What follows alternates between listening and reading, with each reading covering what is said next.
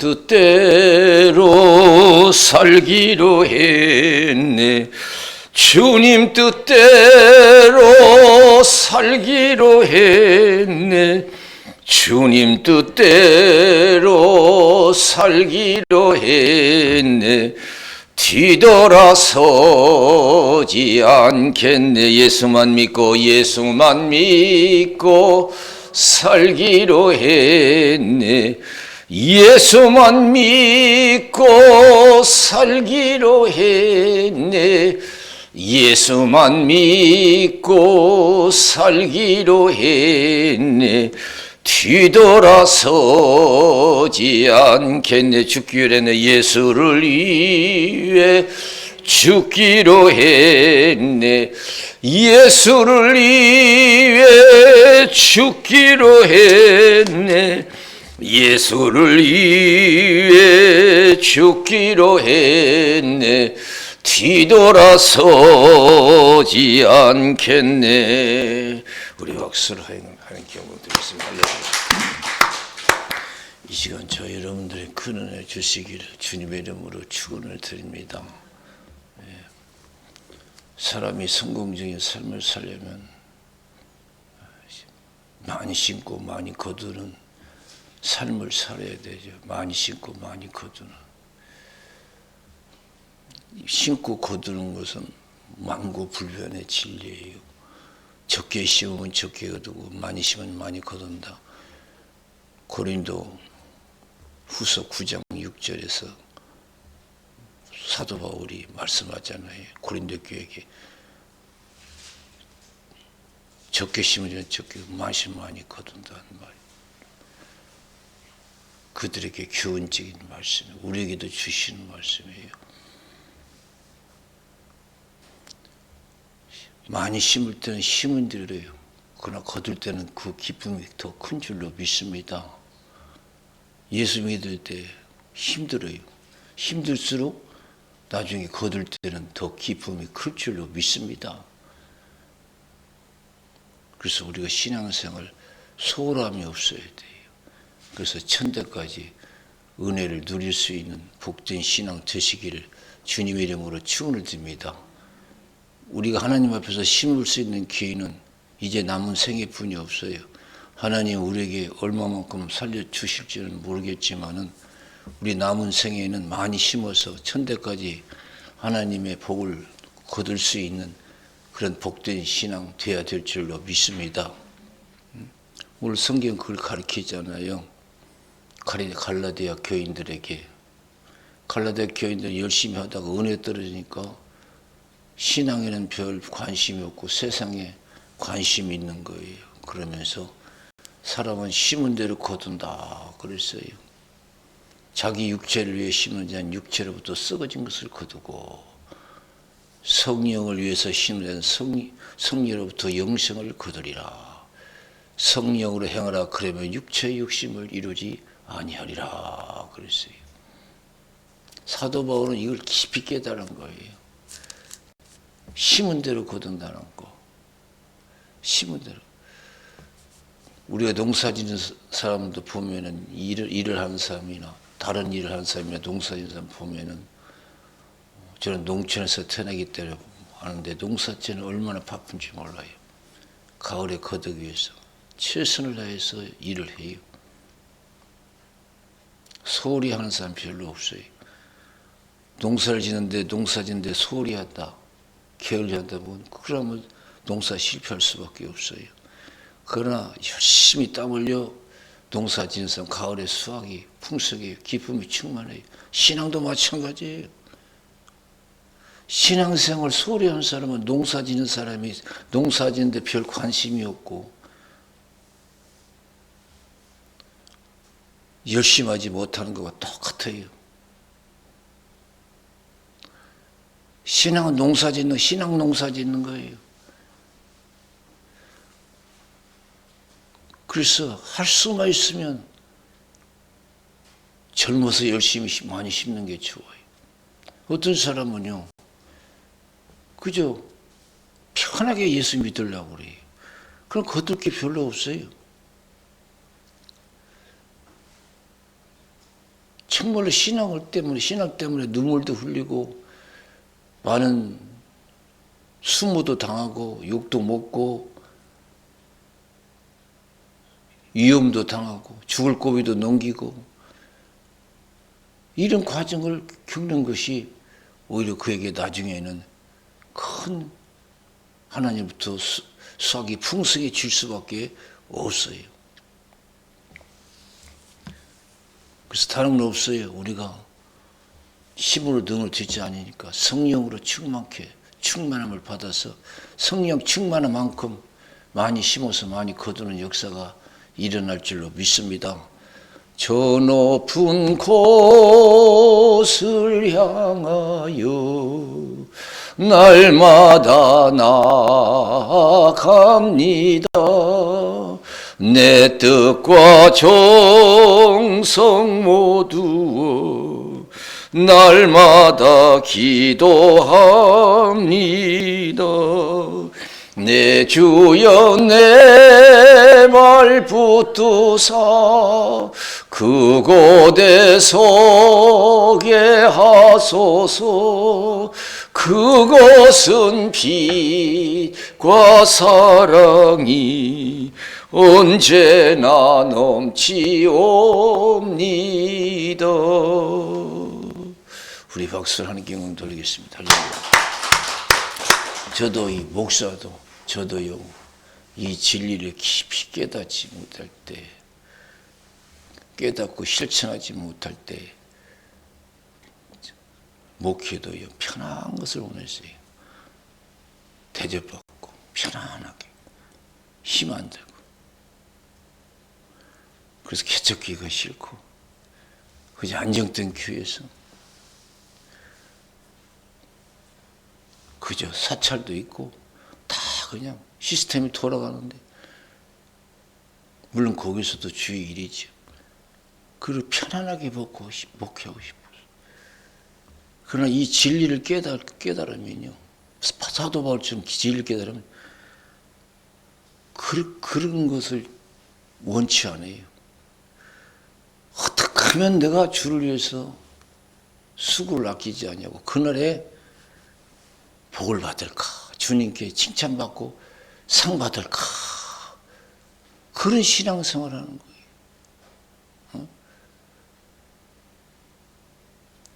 주를 위해서 고난을 찾아요.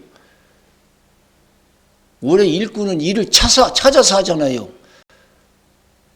다 자기 것이 자기 일이니까, 자기가 거둘 것이니까 일을 찾아서 하는 거예요.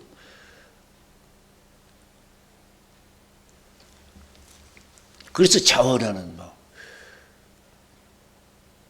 그래서 사도행전 20장 22절에서 24절, 심령의 매임을 받아 내가 예루살렘에 가는데 거기서 무슨 일을 만날는지 나는 알지 못한다. 성령께서 밝히 말씀하시되 결박과 환난이 나를 기다린다 하시나 나의 달려갈 길과 주 예수께 받은 사명 곧 하나님 은혜의 복음 증거하는 일을 마치려면 나의 생명을 조금도 귀한 것으로 여기지 아니한다. 그랬어요. 육신의 안위를 추구하고 자기 육신의 생명을 보존하고자 하는 기독교인들이 얼마나 많은지 몰라요. 천국에서 영원히 살고 싶은 마음보다도 이 땅에서 건강하게 오래 살고자 하는 기독교인들이 얼마나 많은지 몰라요. 천국에서 영원한 낙을 누리는 것보다 이 땅에서 낙을 누리고자 하는 기독교인들이 얼마나, 천국에서 높은 자보다 이 땅에서 높은 자 되려고 하는 자가 얼마나 많은지 몰라요. 그래서 기독교인도 깨달은 것과 실천이 다 달라요. 가다가 빌립 집사 집을 신방하잖아요. 빌립 집사 집도 신앙 열정이 있는 사람이 있어요. 예언한 사람이 예언하잖아요. 예루살렘에 올라가지 말라고. 큰 환란이 있으니까 육신의 안위를 도모하라는 거죠. 울면서 말렸어요. 그때 사도 바울이 뭐라고 했어요? 니들 신앙과 내 신앙은 다르다. 울어서 왜 이렇게 나를 괴롭게 하느냐 이거예요. 나는 주를 위해서 고난받을 뿐 아니라 죽을 각오도 돼 있다. 우리는 보통 우리가 대부분 신앙은 다 피할 거예요. 아이고 고맙습니다. 편한 길, 넓은 길을 찾을 거예요.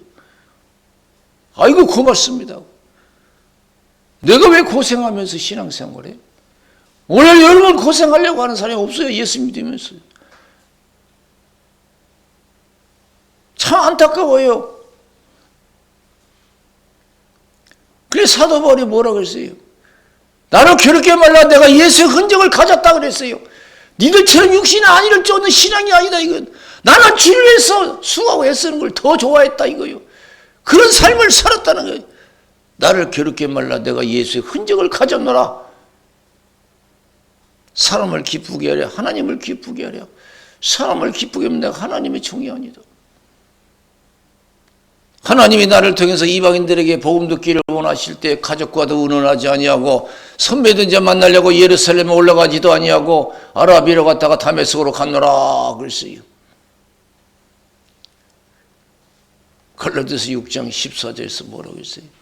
나는 예수 그리스도 십자가만을 자랑한다고 했어요. 그리스도로 말미암아 내가 세상의 십자가에 못 박히고 세상도 나에 대해서 십자가에 못 박혔다.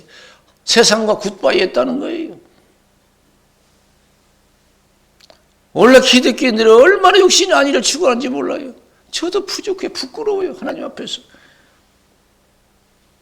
우리는 더 기도하고 성령 충만해서 죽도록 충성해서 천대까지 은혜를 누리는 복된 신앙생활이 되어야 될 줄로 믿습니다. 남 거둘 때 손가락 빨고만 있는 그런 신앙이 되지 말고 저 높은 곳을 향하여 날마다 나아갑니다. 내 뜻과 정성 모두 날마다 기도합니다. 내 주여 내 발 붙드사 그곳에 서게 하소서. 그것은 빛과 사랑이 언제나 넘치옵니다. 출애굽기 20장 5절 6절 나 여호와 너희 하나님은 질투하는 하나님인즉 나를 미워하는 자의 죄를 갚되 아비로부터 아들에게로 3세대까지 이르게 하거니와 나를 사랑하고 내 계명을 지키는 자에게는 천대까지 은혜를 베푸니라 그랬습니다.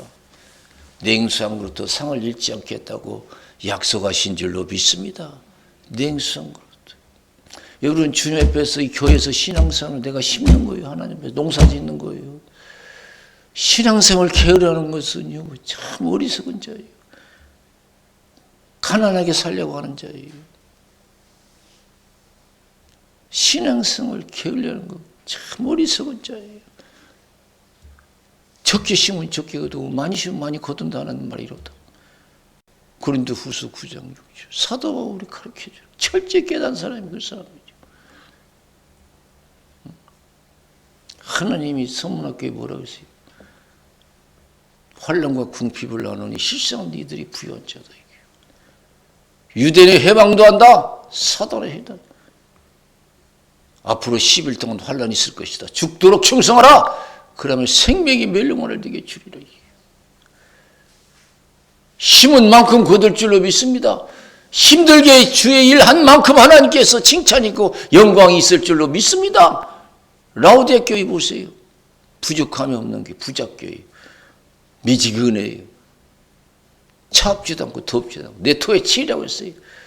네가 부유하다고 하자면 가련한 자다고 했어요. 본다고 하자면 맹인이라고 했어요. 안약을 사서 밝히 보라. 영안이 열리라는 거예요. 불로 연다는 금을 사서 없어지지 않을 불을 축적하라는 거예요. 신앙의 축복을 가지라는 거예요. 여러분 신앙생활 편하게 한 거 좋은 거 아니에요? 정말로 신고 거두는 법칙을 아는 사람은요 일을 찾아서 해요. 일을 찾아서.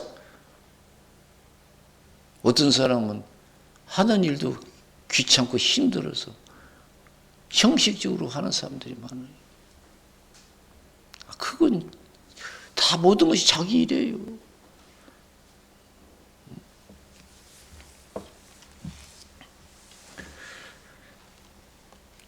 창세기 19장에 보면은 롯의 가정이 나와요. 소돔과 고모라가 죄악에 관영해서 하나님이 불과 유황불로 멸망시키죠. 그때가 천사가 왔어요.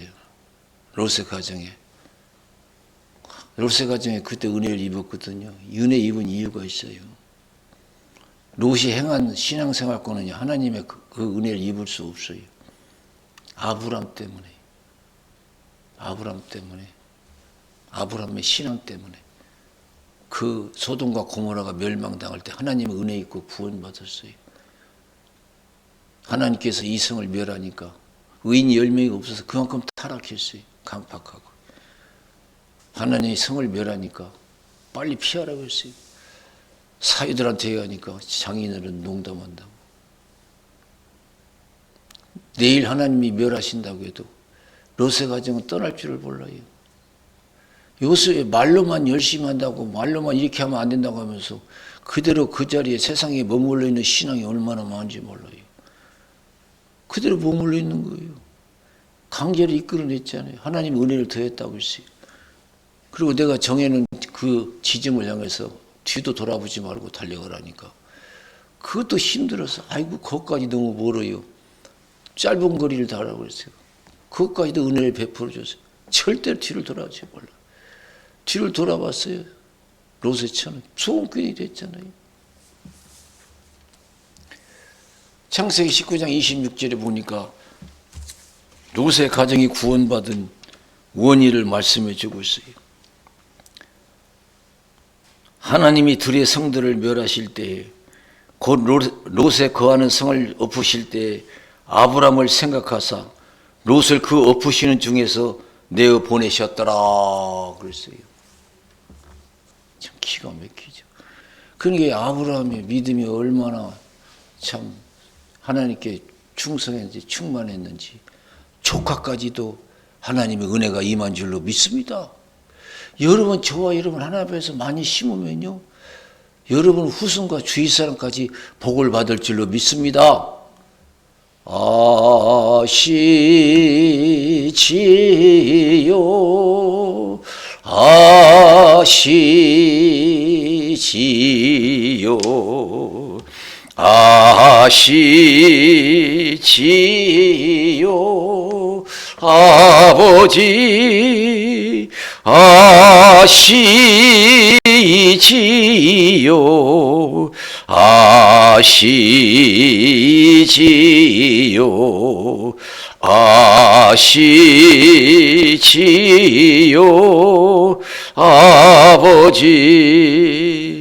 열왕기상 11장 9절에서 13절에 보면요, 하나님이 솔로몬에게 말씀하시는 것이 나와요. 솔로몬이 한때는 잘했다가 나중에는 타락했어요. 죄악을 저질렀어요. 그 죄악이 컸어요. 나라를 빼앗을 정도로, 그 정도로 죄악이 컸어요.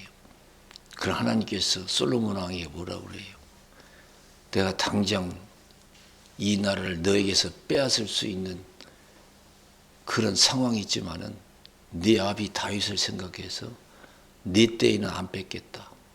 네 자손, 네 아들 때 가서 뺏겠다. 그것도 아브람과 내가 빼낸 예루살렘 때문에 한 지파를 내 자식에게 주겠다 그랬어요. 그만큼 다윗이 하나님께 심은 것이 많아서 그래서 자손이 복을 받은 거예요. 그래서 열왕기상 11장 12절 13절에 보니까 그러나 내 아비 다윗을 위하여 네 세대에는 이 일을 행치 아니하고 네 아들의 손에서 빼앗으려니와 오직 내가 이 나라를 다 빼앗지 아니하고 나의 종 다윗과 나의 뺀 예루살렘을 위하여 한 지파를 내 아들에게 주리라 그랬어요. 여러분, 예수 정말 열심히 믿을 만한 그런 가치가 있는 줄로 믿습니다. 여기는 부두가 없어요. 냉수상도 상을 잃지 않아요. 목숨을 다해서 힘으세요. 충성하세요. 반드시 때가 되면 하나님께서 갚아주실 줄로 믿습니다. 지금도 선배 목사님이 저에게 하신 말씀이 지금도 귀에 쟁쟁해요. 지금은 이제 은퇴하셨을 거예요. 자기가 신학교 졸업하고 평택에서 개척을 할 때 얼마나 잘 되는지, 자기는 별로 노력도 안 하는데 그렇게 잘 되더래. 금방 개척해서 금방 돼서 금방 교회도 짓고 아주 좋았다고 그래. 근데 어느 날 목회 어려움이 왔어요. 그러면서 내가 심어서 잘 된 건 없는데 우리 조상님이 심어서 잘 됐다 하면서 내가 어려움당하는 것은 조상님이 심은 거 내가 다 따먹은 것 같다고. 조상을 심은 걸 내가 다 거둔 것 같다고. 자기 할아버지 때 얼마나 열심히 교회 섬겼는지 모르는데 자기 아버지 때는 그렇게 열심히 하지 않았지만 그 할아버지가 그렇게 교회를 사랑하고 섬겼대. 교회를 사랑하고 계명을 지켜 천대까지는 베푼다고 했어요. 이것이 바로 주님의 교회가 우리가 열심히 일해서 천대까지 복받을 수 있는 일터인 줄로 믿습니다. 지금도 교회 챙겨요. 그래서 안타까워서 제가 자동차에 모시고 바람도 쐬어드리고 식사도 같이 한 적이 있어요. 그런 얘기도 하더라고요. 내가 우리 조상님 심은 거 다 거둔 것 같다.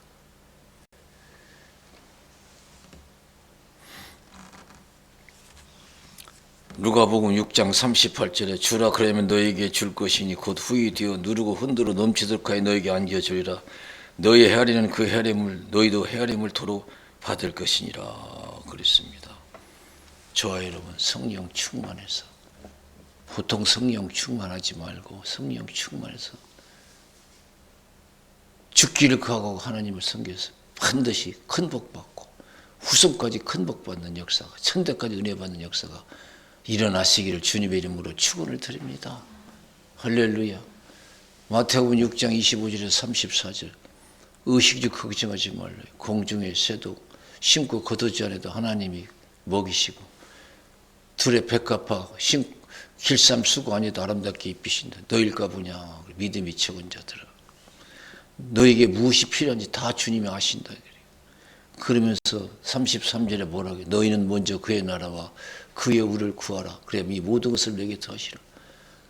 너희들 먹고 마신 거 신경 쓴다면서 신앙 소리하지 말라. 복이 다 어디서 오냐? 하나님께 오는다. 너희들 열심히 예수 믿고 열심히 신앙생활하면 너희들 바라는 걸 갑절로 하나님이 주신다. 할렐루야. 응? 너희들 복 받기를 원하냐? 열심히 신앙생활하라. 그런 뜻이에요. 어려울수록 신앙생활하라.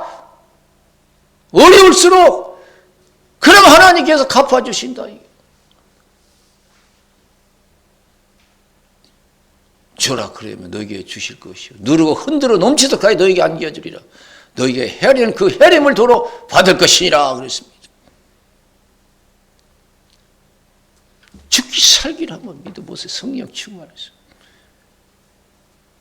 그래서 여러분 때도 거두고 후손 때도 거두는 복된 신앙이 되시기를 주님의 이름으로 축원을 드립니다. 우리 기도하겠어요. 살아계신 하나님 아버지.